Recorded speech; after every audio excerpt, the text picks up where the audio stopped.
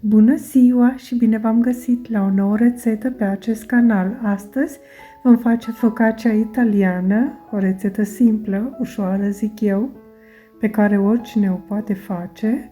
Am făcut această rețetă deoarece o urmăritoare a dorit o rețetă din aceasta și mi-am dat seama că nu am pe canal o rețetă de focaccia și atunci m-am gândit să o fac. Ingredientele le veți găsi ca de obicei jos sub video în descriere, atingeți acolo unde scrie altele și apoi mai multe și le voi aminti și acum. Într-un bol am pus 400 de ml de apă caldă, deci aveți grijă să nu fie rece, dar nici fierbinte. Adăugăm o linguriță de sare sau după gust și un plic de drojdie uscată, am pus eu 7 grame, deci pentru 500 de grame de făină trebuie să fie drojdia. Dacă nu, puteți pune drojdie proaspătă 14 grame, dar zdrobiți-o puțin. Am adăugat și 2-3 linguri de ulei de măsline presat la rece și am amestecat foarte bine cu un tel până când drojdia și sarea s-au dizolvat. Apoi am adăugat făina cernută în ploaie, am adăugat 520 de grame de făină. Alegeți o făină care să aibă un conținut de proteine de peste 11 grame, uitați-vă pe ambalaj. Amestecăm foarte bine, eu am amestecat cu un tel, dar la fel de bine puteți amesteca cu o lingură de lemn sau cu o spatulă. Am curățat puțin de pe margine aluatul pentru că este lipicios și l-am adunat spre mijloc. Apoi am acoperit cu un prosop curat și am lăsat l-a crescut pentru 30 de minute. După 30 de minute vom pregăti un vas cu apă în care ne vom înmuia mâinile și vom face câteva împăturiri, 4-5 împăturiri. Deci vom lua aluatul de pe margine și îl vom duce în partea cealaltă. Vom face acest procedeu de 3 ori.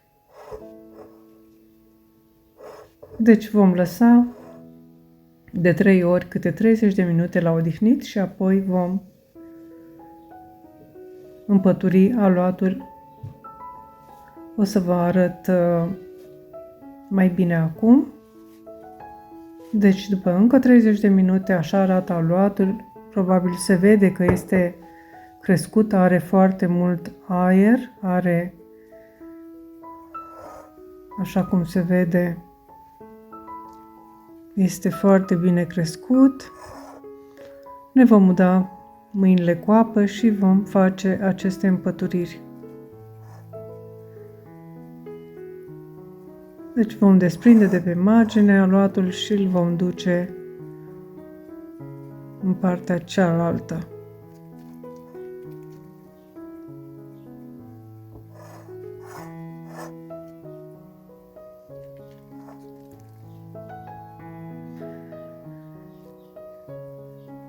Și din nou vom acoperi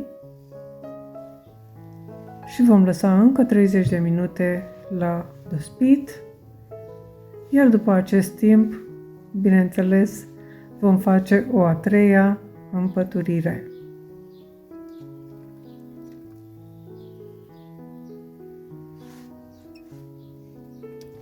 Aluatul va fi din ce în ce mai aerat, cred că se vede.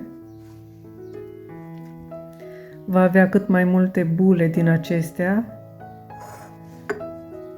pline cu aer.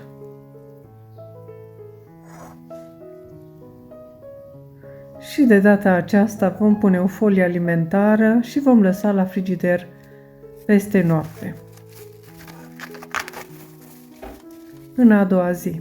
A doua zi așa arată aluatul.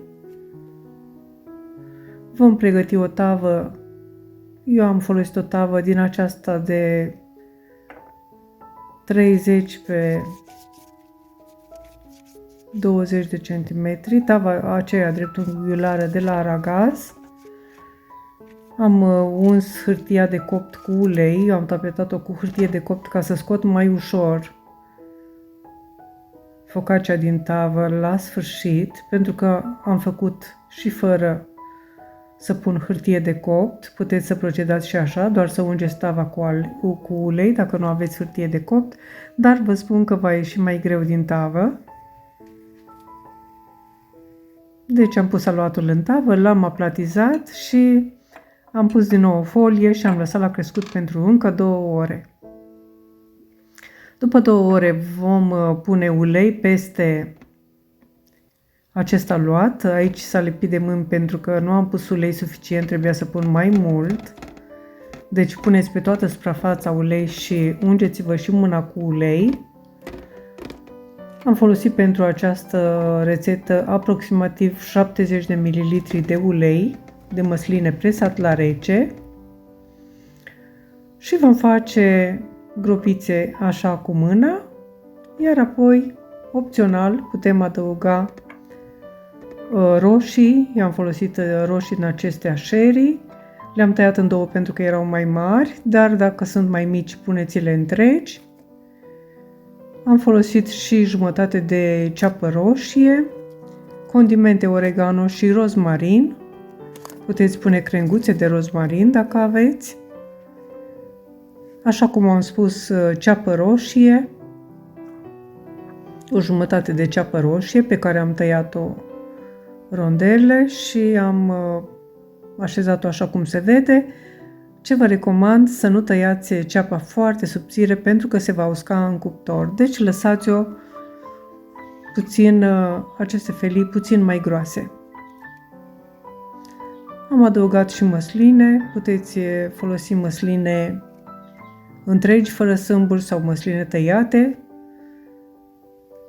Eu am folosit din acestea rondele și am introdus tava în cuptorul preîncălzit la 180 de grade pentru 40-45 de minute sau puteți, dacă vreți să o faceți mai repede, la 200 de grade pentru 30-35 de minute, acum depinde de cuptor. Eu am cuptor electric pe care l-am încălzit sus și jos. Am acoperit-o cu un prosop, am lăsat-o să se răcească puțin, iar apoi am tăiat-o și am servit-o. Este foarte gustoasă, este delicioasă. Eu vă doresc poftă bună, vă mulțumesc pentru vizionare și vă aștept la o nouă rețetă data viitoare. Totodată, vă rog, dacă doriți să mă susțineți pentru a continua, abonați-vă la acest canal pentru că este gratuit, lăsați un comentariu, o apreciere pentru că mă ajută foarte mult în algoritmul YouTube și distribuiți rețetele dacă vă plac. La revedere! O zi bună!